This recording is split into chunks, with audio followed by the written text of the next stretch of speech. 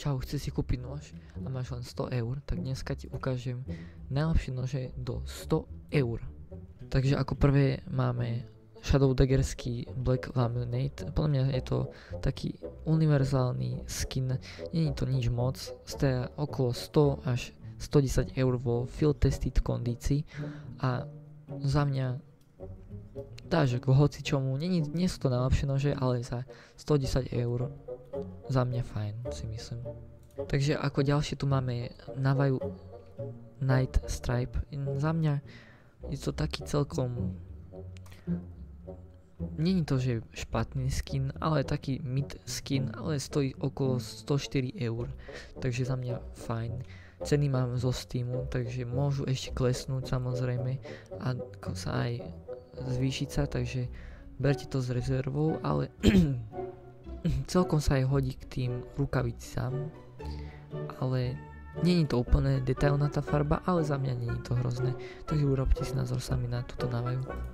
Takže ako ďalší knife tu máme Survival Knife Safari Mesh. Nie je to za mňa vôbec zlý skin.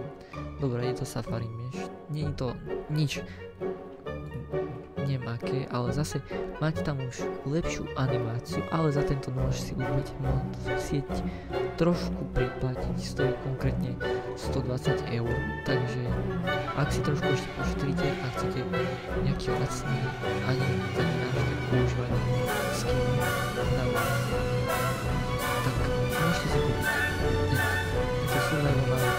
Za mňa animácia je tam veľká, nie je tam nemáka, ale za 120 eur to si myslím, že je solidné. Takže ďalší nôž tu máme Shadow Daggerský Bright Water.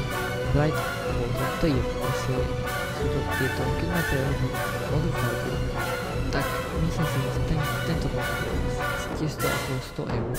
Nie je to až také drahé, sú vo Factory na kondícii, takže za mňa celkom fajn. Ale stále sú to Shadow Daggerský, takže to nie je najlepšie, ale hodí sa to skôr CPčkám, ale keď máte len 100 eur, tak asi si nebudete môcť vyberať, že tam nôž a tam nôž, takže to je logická vec, ale ak máte radi modrú farbu, tak toto by sa vám malo páčiť, tento skin.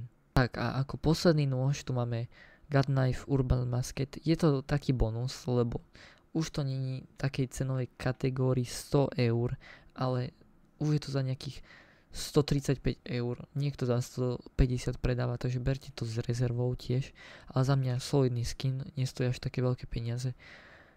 Není najkrajší, vo field testy vás vyjde tých 135 eur, ale za mňa tá animácia je celkom fajn na God Knife.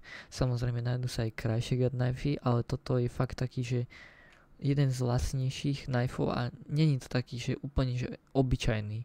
Ale zase je to Urban Musket, takže ak sa vám hodí do inventára, ak máte nejaký taký sivo-biely, možno že čierno-biely inventár, tak za mňa veľmi super skin za celkom také fajn ešte peniaze, že dá sa, ale urobte si na ňo vlastný názor, ako sa vám páči. Kľudne môžete mi zanechať odber, like a kľudne napíšte komentár, ako sa vám páčilo video a aké skiny by ste chceli vidieť na budúce, alebo aký inventár do cenovej kategórie by som mal natočiť. Kľudne si napíšte do akej cenovej kategórie a akej farby, alebo kľudne môžem aj urobiť nekonečný inventár, proste za úplne neobmedzené peniaze, alebo vám môžem ukázať inventár môj, taký, že čo by som ja chcel v CS-ku mať inventár.